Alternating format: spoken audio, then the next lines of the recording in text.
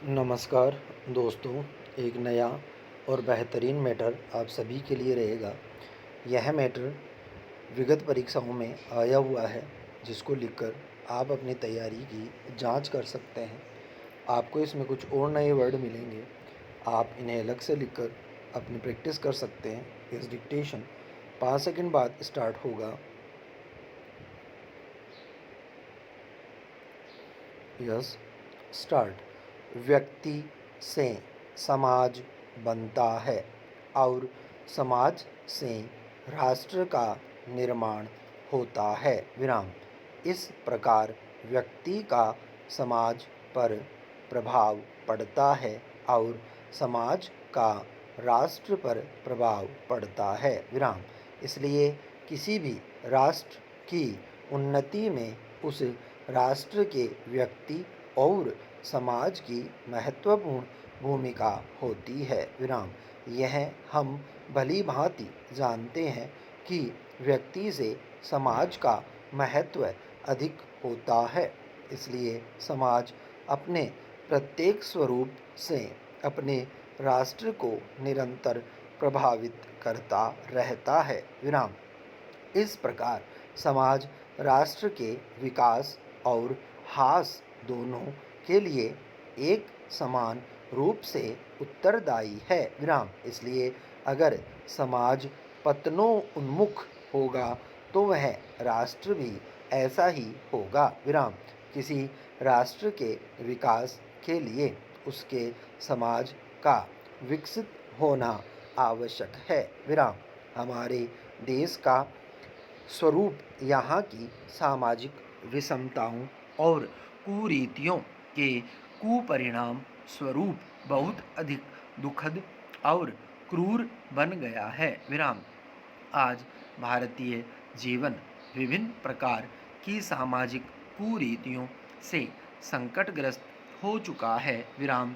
आज भारतीय जीवन में अनेक प्रकार की सामाजिक अव्यवस्था, वर्ण व्यवस्था, अंधविश्वास, जातिवाद, सांप्रदायवाद, क्षेत्रवाद, प्रांतवाद, भाषा बोलीवाद, दहेज प्रथा, बाल विवाह प्रथा, सती प्रथा आदि रूढ़ियाँ और कुरीतियाँ फैल चुकी है। विराम। इससे संपूर्ण जीवन स्वरूप को मानो ग्रहण लग चुका है। विराम। इस प्रकार की कुरीतियों से देश और समाज के साथ साथ हर व्यक्ति चिंतित और परेशान है। विराम। ये कुरीतियाँ किस प्रकार की है और इनके कुप्रभाव क्या और कैसे हैं, इससे हम भली भांति परिचित हैं और इन कुरीतियों को किस प्रकार समाप्त किया जा सकता है, इस पर हमें गंभीर चिंतन व मनन किया जाना अत्यंत आवश्यक है। विराम। भारतीय जीवन में वर्ण व्यवस्था सबसे बड़ी सामाजिक कुरीति है। विराम। यह कहना भी कोई अतिशयोक्ति नहीं होगी कि सारी कुरीतियाँ वर्ण व्यवस्था की ही कोख से उत्पन्न हुई है। विराम। हमारे भारतीय जीवन में वर्ण व्यवस्था का जन्म बहुत प्राचीन है। विराम। यह एक ऐसी मनुवादी सामाजिक व्यवस्था है जिसमें न्याय और औचित्य पर कोई ध्यान नहीं दिया गया है। विराम। इस व्यवस्था के अनुसार हमारे समाज की 4 वर्ण व्यवस्थाएं क्रमशः ब्राह्मण, क्षत्रिय, वैश्य और शूद्र है। विराम। ब्राह्मण को सर्वश्रेष्ठ बतलाते हुए कहा गया है कि जन्म से हर व्यक्ति शूद्र होता है और संस्कारों से ही वह द्विज अर्थात ब्राह्मण बनता है। विराम। जन्म के आधार पर स्वीकार की जाने वाली वर्ण व्यवस्था ने भारतीय जीवन को बहुत ही अधिक हानि पहुंचाई है। विराम। इस कुप्रथा के कारण ही एकलव्य, कर्ण आदि महापराक्रमियों और महावीरों को बार बार उपेक्षित और निंदनीय जीवन जीना पड़ा था। विराम। भारतीय वर्ण व्यवस्था ने 4 वर्णों ब्राह्मण, क्षत्रिय, वैश्य और शूद्र के भेदभाव की शक्तिशाली जंजीरों को जकड़ कर जीवन की श्रेष्ठता और पवित्रता को बहुत धूमिल कर दिया है। विराम।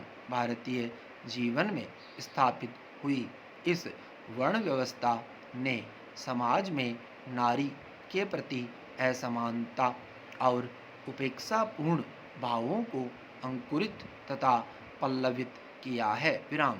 वास्तव में आज भारतीय समाज में नारी को न्याय नहीं मिलता है, उसे मात्र भोग्या के रूप में देखा और समझा जा रहा है। विराम। यत्र नार्यस्तु पूज्यते रमन्ते तत्र देवता की सूक्ति अब कोई न सुनने वाला है और न उसे महत्व देने वाला भी कोई है। विराम। स्टॉप। दोस्तों, यह बहुत इम्पोर्टेंट मैटर है। इसे आगे का सीरीज जो रहेगी, इसे आगे का जो मैटर है वो इसकी सेकंड पार्ट में लिखाया जाएगा। Yes, stop.